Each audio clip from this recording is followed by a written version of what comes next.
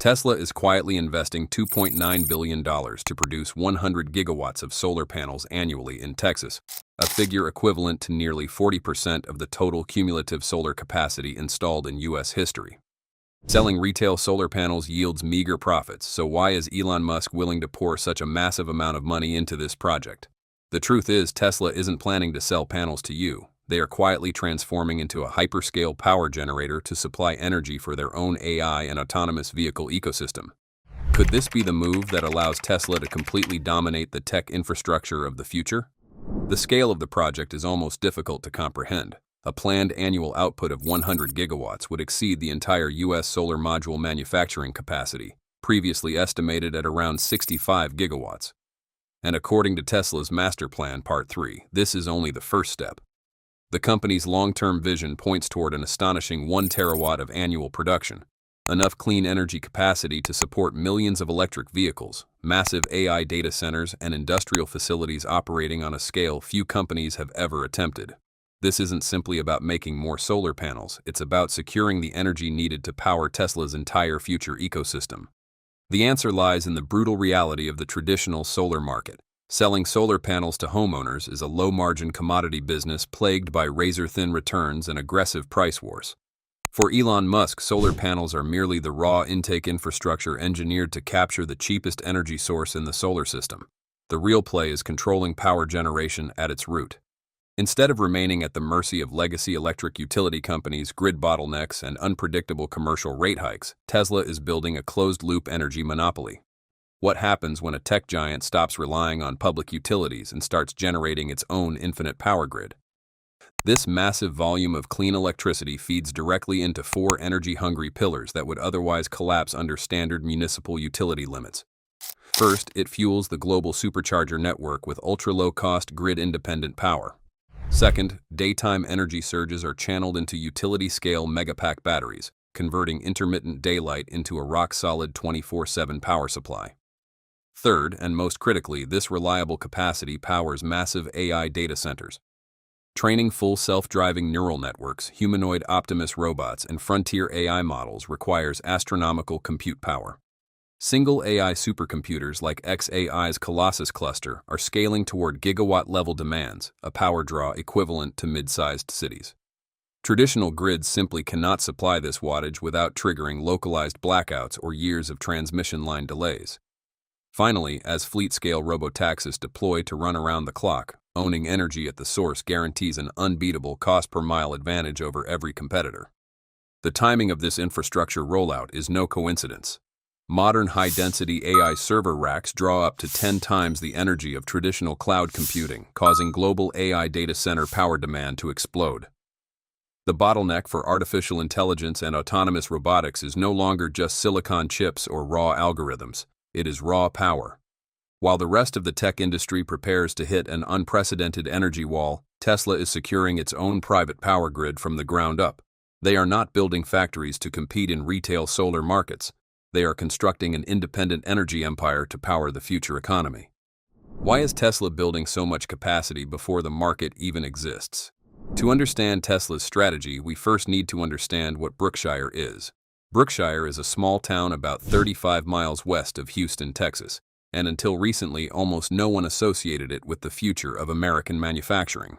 Yet Tesla is reportedly investing more than $4 billion there, including nearly $2.9 billion in production equipment, to build a facility targeting 100 gigawatts of annual solar capacity. The surprising part is not the factory itself. The surprising part is when Tesla is building it. The current U.S. solar market is nowhere near large enough to justify a 100-gigawatt factory by today's demand alone. In 2023, the entire United States installed only about 32 gigawatts of new solar capacity. Tesla's proposed factory would be capable of producing more than 3 times that amount every year. If the company were simply reacting to current market conditions, the numbers would make very little sense. But Tesla has repeatedly shown that it does not build for today's market. It builds for the market it expects to exist years from now. When Gigafactory Nevada was announced, many analysts argued that battery demand would never be large enough to fill the factory. Similar doubts surrounded Gigafactory Shanghai and Gigafactory Texas. In each case, Tesla built massive production capacity before demand fully materialized. And once the market expanded, the company already had the infrastructure in place while competitors were still catching up. Brookshire appears to follow the same playbook. Tesla's Buffalo solar facility currently produces only around 300 megawatts annually. Brookshire's target of 100 gigawatts would be more than 333 times larger. That is not a normal expansion. It is a deliberate attempt to position Tesla ahead of a future market that may not exist at scale yet. The key question is not whether the market exists today. The key question is whether Tesla believes solar demand, energy storage demand, and related infrastructure demand will grow dramatically over the next decade. If that happens, building early becomes a competitive advantage. If it does not, the factory will appear oversized. That is the risk Tesla is taking, and it is the same type of risk that has defined many of the company's biggest bets. In other words, Brookshire is not just a manufacturing project. It is Tesla's way of saying that the future market will be much larger than the present one, and the company wants the capacity ready before everyone else realizes it. Who is Tesla really competing against? After looking at Brookshire's enormous scale, another question naturally follows. Who is Tesla actually trying to compete with? At first glance, the obvious answer would be companies like First Solar, one of the largest solar manufacturers in the United States. But the more closely you examine Tesla's strategy, the less convincing that explanation becomes. Brookshire appears far too ambitious to be a simple attempt to gain market share from a handful of domestic competitors. Instead, the project suggests Tesla is targeting something much bigger, the global energy supply chain itself. The numbers immediately highlight why this comparison is so striking. First Solar expects to reach approximately 17.7 gigawatts of annual manufacturing capacity by 2027. Tesla, on the other hand, is reportedly designing Brookshire around an initial target of 100 gigawatts per year. That represents a manufacturing scale more than 5 times larger than one of America's leading solar companies. If Tesla's objective were merely to become the country's largest solar panel manufacturer, such an enormous gap would seem unnecessary. Building capacity at that level only makes sense if the company is pursuing a completely different objective. That objective may be control rather than competition. Unlike traditional solar manufacturers, Tesla has never viewed a product as the end of the business. The company's history shows a consistent pattern of controlling as much of the value chain as possible. In its automotive business, Tesla designs its own software, develops its own battery technology, manufactures many of its own components, and operates its own charging network. Every step that can be brought under Tesla's control reduces dependence on suppliers while improving cost, speed, and product integration. Brookshire appears to extend exactly the same philosophy into the energy industry. According to reports surrounding the project, Tesla's long-term vision is not limited to assembling finished solar panels. The company has expressed ambitions to gradually expand deeper into the solar manufacturing process itself, including areas such as silicon processing, wafers, solar cells, finished modules, and energy storage integration. If that strategy succeeds, Tesla would no longer rely as heavily on external suppliers for critical components. Instead, it would control much more of the manufacturing process from raw materials to finished energy systems. That distinction is extremely important because today's global solar industry is heavily concentrated. Much of the world's solar supply chain, from polysilicon and wafers to finished cells and modules, is currently dominated by manufacturers in China. This concentration has allowed Chinese companies to achieve enormous economies of scale while driving manufacturing costs lower than many competitors around the world. Rather than competing against a single American solar company, Tesla may ultimately be preparing to compete against this entire manufacturing ecosystem by building a vertically integrated production network inside the United States. Scale becomes Tesla's most powerful weapon in that competition. A factory designed for 100 gigawatts of annual output can justify higher levels of automation, purchase raw materials in much larger volumes, negotiate stronger supplier contracts, and spread fixed costs across dramatically more products.